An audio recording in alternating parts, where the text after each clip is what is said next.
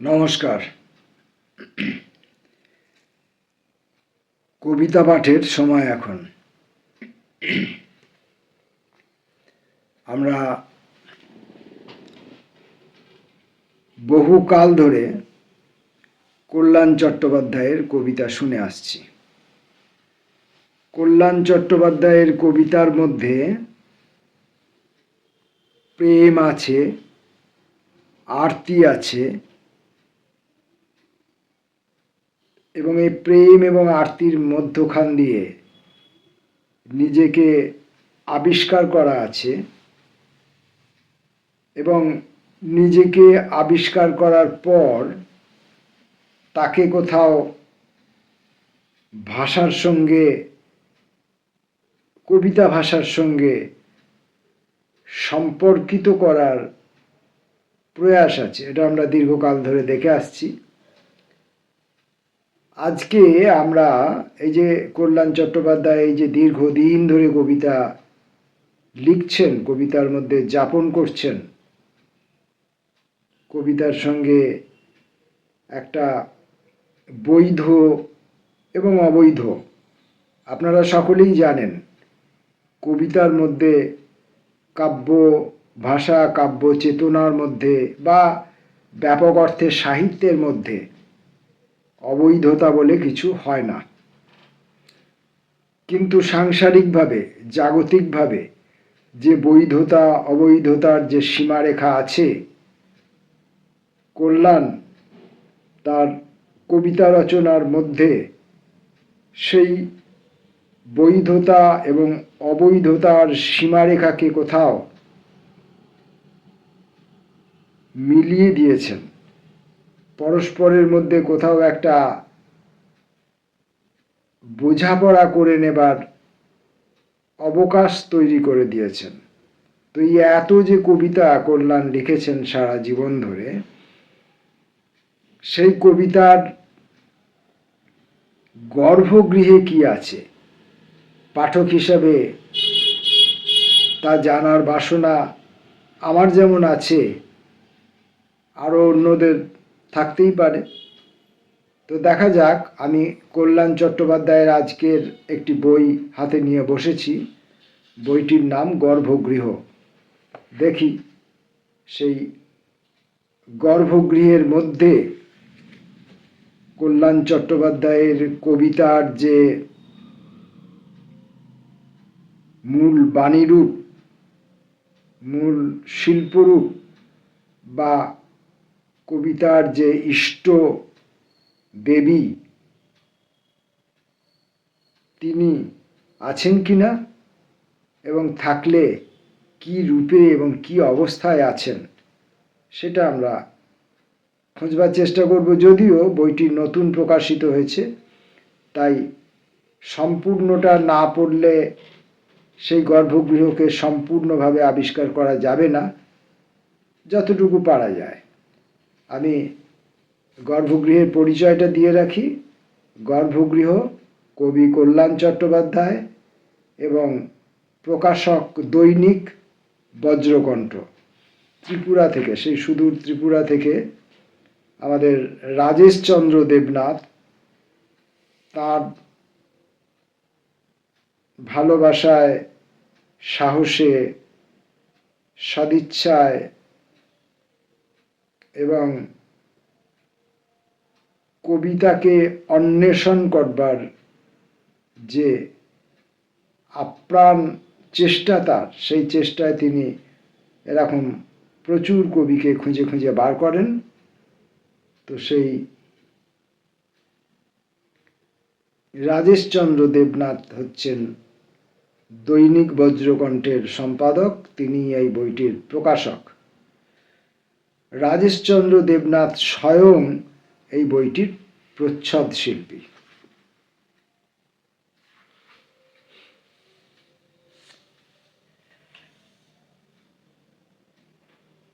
কবি লিখছেন, আমার একটি কথা বাঁশি জানে।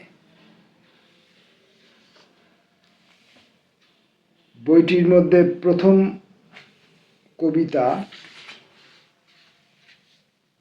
প্রবেশক। প্রবেশক স্বয়ং একটি কবিতা। ঈশ্বর আমাকে ডাকছেন। জীবনে খুব কমই এমন ব্রাহ্ম মুহূর্ত আসে। আমি আকাশের কাছে যাই, আমি মাটির কাছে যাই, চিরহরিত উপত্যকা জুড়ে যে বিভা আমাকে ঘিরে রাখে, পরম আবেশে তাকে স্পর্শ করি। মনের গভীরে এক অলৌকিক স্নানের জন্ম হয়। প্রতিদিনের এত গ্লানি ও গরল অমৃত হয়ে ঝরে পড়ে বিশ্বে। ব্রহ্মাণ্ডের অনন্ত অন্তর জুড়ে কেবলই তরঙ্গ জেগে ওঠে। দুর্লভ দু একটা সাড়া মানুষেরা কখনো কখনো ছুঁয়ে ফেলতে পারে। প্রবেশকেই যিনি এত বড় একটা সম্ভাবনার কথা বলেন, তার কবিতায় ঢোকার আগে অবশ্যই কিছুটা আশা পাঠকের মনে জাগে। পরের পৃষ্ঠায়, প্রবেশকের পরের পৃষ্ঠায় আমি প্রবেশকটিকেই একটি কবিতা হিসাবে পড়েছি। আমার মনে হয়েছে ওটি একটি যথার্থ কবিতা। পরের পৃষ্ঠায় কবি একটি গীতার একটি শ্লোক এবং তার অনুবাদ দিয়েছেন, যেটি আমি পড়ব না। তার পরের কবিতা জ্যোতির্ময়ী। তোমার কথা খুব মনে পড়লে ঈশ্বরের সামনে গিয়ে দাঁড়াই, স্তব্ধ হয়ে দাঁড়াই ঈশ্বরের সামনে। আমার প্রার্থনা তখন অশ্রু হয়ে ঝরে পড়ে বেদির উপর। ঈশ্বরের মাহাত্ম্য সম্বন্ধে আমি সন্দিহান, বেদির মাহাত্ম্য সম্বন্ধে আমি সন্দিহান। আমি শুধু মাটিকে বিশ্বাস করি, ভূমিকে, যেখানে আমি নিয়ত জেগে থাকতে চাই তোমার শান্ত ছায়ার ভেতর। আমার আদি পুরুষের ঘর পুড়ে গেছে, আমার পূর্বপুরুষের বাড়ি পুড়ে গেছে। চারিদিকে অশুভ আলো, যে তোমাকে আজও চিনতে পারিনি, খুঁজে পাইনি ইহবৃত্তে। আমার যে চোখ তোমাকে দেখতে পায় না এক জনমে, তার সাধনায় নিয়ত ঈশ্বরের সাধনায় থাকি।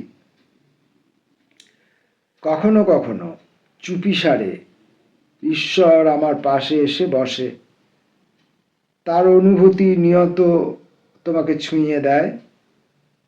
আমার অমন্ত্র ধ্যানের ভেতর, আমার অযোগ অঞ্জলির যে শান্তির বারতা বয় পৃথিবীর গর্ভগৃহে, সেখানে প্রত্যক্ষ করি তুমি ও আমি অজাগতিক একাকার হয়ে গেছি। তারপর এক নির্লিপ্ত ঘুমের দেশ, জ্যোতির্ময়ী আলোর সকাল,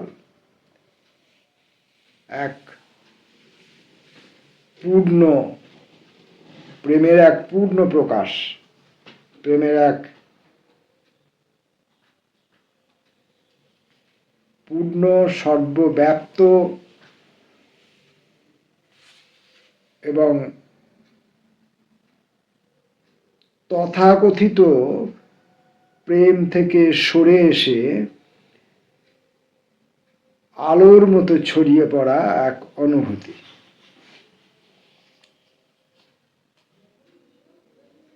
পরের কবিতা অনন্ত। সব তছনছ করে চলে যাব, অনন্ত অনন্ত, সব তছনছ করে চলে যাব। এমনকি এ ক্ষুদ্র শ্বাসও রুখে দিতে পারি সরজুর জলে মাথা ডুবিয়ে। তবু তোমাকে একটিও কলঙ্ক দেব না। তুমি যে শপথ চেয়েছিলে পুরাণের পাতায়, দাপরের আকাশে, তা আজও শ্রুতির মন্ত্র হয়ে ঝরে যাচ্ছে কলির বাতাসে।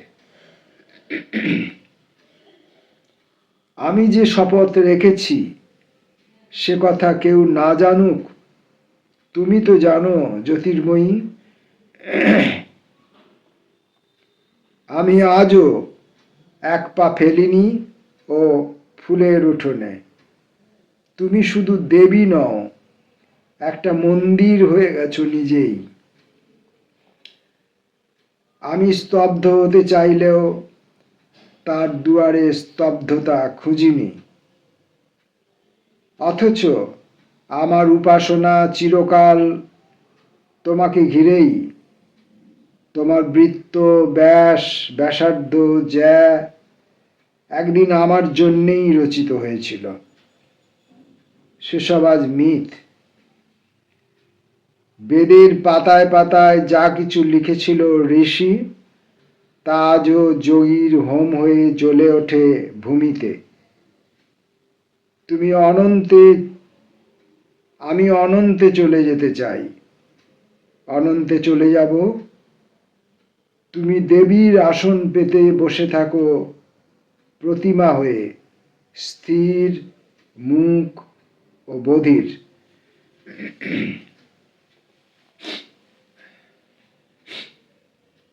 ভিন্নতর কল্যাণকে খুঁজে পাচ্ছি। ভিন্নতর অর্থাৎ যে কল্যাণকে এতকাল ধরে চিনে এসেছি, জেনে এসেছি, সেই কল্যাণেরই অস্তিত্ব নিয়ে এক নতুন রকমের ফরমেশন, অলৌকিক। মুছে দিলে ও লক্ষ্মী পায়ের ছাপ আমার উঠোনের থেকে। কেউ যেন আর দেখতে না পায় দরজার বেরি পেরিয়ে চন্দন মাখা ও পবিত্র প্রেমের ছাপ। একদিন অলৌকিক এসেছিল তোমার পুজোর বেদি থেকে। একদিন অলৌকিক এসেছিল লৌকিক তপস্যার কাছে। তারই চিহ্ন ইতস্তত ছড়ানো ছিটানো ছিল উঠোনের ওপর, দু এক ধাপ সিঁড়িতে, দাওয়ায়, ঘরের চৌকাঠে। ঘরের ভেতর কোনো চিহ্ন রাখিনি। ঘরের ভেতর কোনো চিহ্ন রাখনি। দেবী, এও তোমার এক অলৌকিক খেলা। ঈশ্বর তো সর্বভ্রাম্যমান, তার কোনো ঘর নেই। সেই বিশ্ব, সেই ব্রহ্মাণ্ড পড়েছি ধর্মের বইয়ে বইয়ে। কিন্তু আমি তো ধর্ম মানি না। ঈশ্বর মানে বুঝি আধ্যাত্মিকতা। তোমারই মতো সর্বশক্তিমান। যে তুমি আমার ঈশ্বর, জন্ম মৃত্যু, চির ব্রহ্মাণ্ড।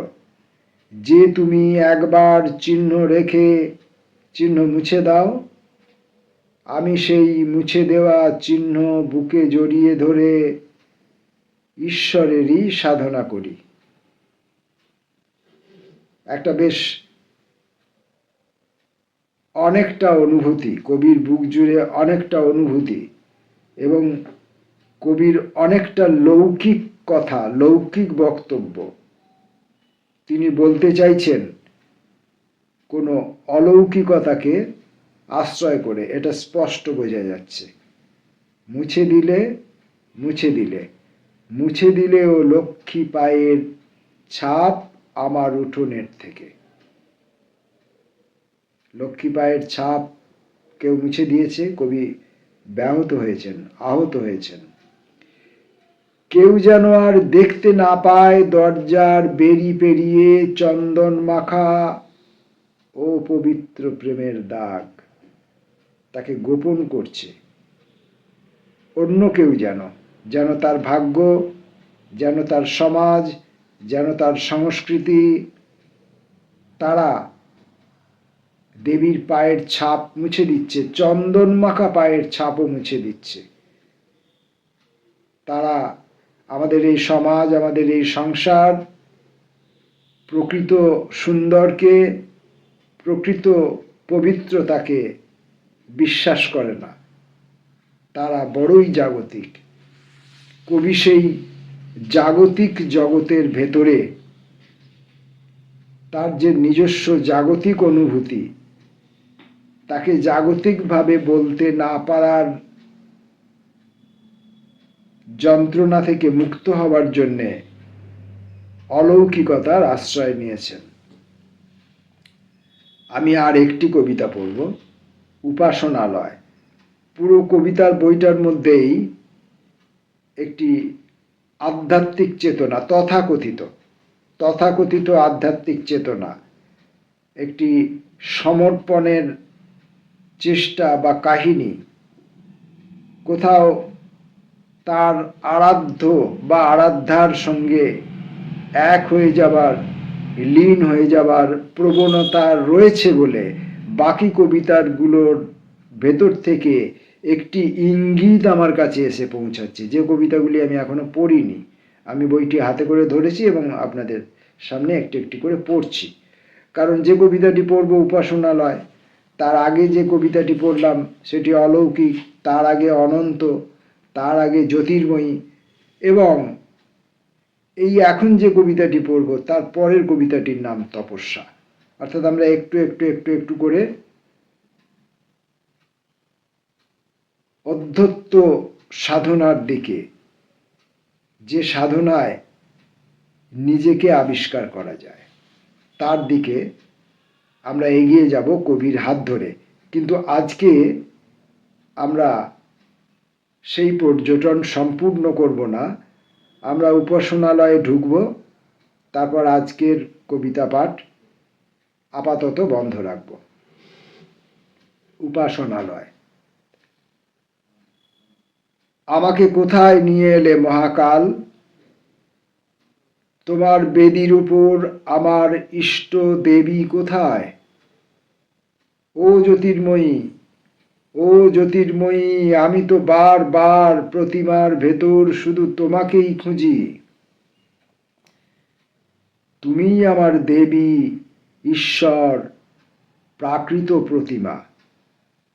এই যে বৃক্ষরাজি, বন, সমুদ্র, অনন্ত দিগন্ত, হল, অমৃত, আলো আর আলো, যেখান থেকে মুহূর্ত মাত্র সরে না আমার চোখ ও মন, সেখানেই আমি আমার ঈশ্বরকে দেখি। ও আমার ঈশ্বর, ও আমার জ্যোতির্ময়ী, শুধু তোমাকেই আমি দেখি অন্তর ঈশ্বরে। তবু মাঝে মাঝে বেদির ওপর ও প্রতিমা মুখের ওপর তোমাকে দেখব না। দেখাও দেখাও, একবার দেখা দাও ইহ আলোর ভেতর, তোমার স্থূল অবয়বে। আর কোথায় যাব? পৃথিবীর কিনার যে শেষ হয়ে এলো, আমারও অবয়ব এবার সূক্ষ্মতার পথে। অনন্ত সেই পথ ধরে তুমি একবার অধিষ্ঠিত হও। দাও দাও আমাকে অঞ্জলির অধিকার দাও। তোমাকে দর্শনের চোখ, অন্তিম দৃষ্টি।